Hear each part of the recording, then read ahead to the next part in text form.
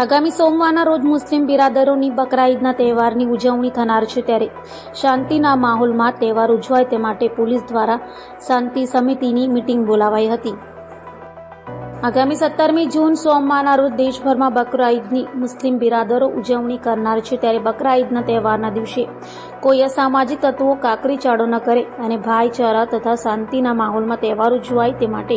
Surat નિમબાદ police દ્વારા શાંતિ સમિતિની meeting બોલાવાઈ હતી, જેમાં હિન્દુ મુસ્લિમ ધર્મના આગેવાનો, ધર્મગુરુઓ સહિતનાઓ હાજર રહ્યા હતા।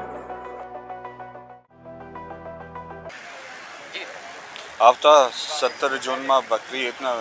તહેવાર ઉજવવામાં આવનાર છે। આ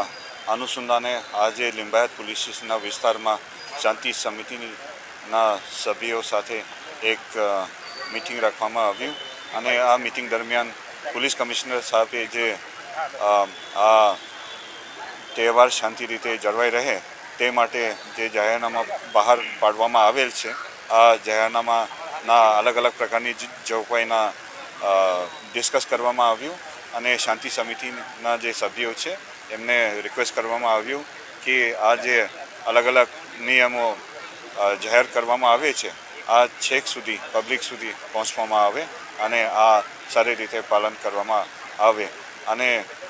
કોઈ પણ તકલીફ અને કોઈ પણ પ્રશ્ન હોય તો તુરત જ પોલીસને જાણ કરવા માટે પણ એમને સૂચના કરવામાં આવ્યું અને આ મીટિંગમાં મોટા સંખ્યામાં હાજર રહ્યું અને સારી રીતે મીટિંગ પૂરા કરવામાં આવ્યું। Thank you.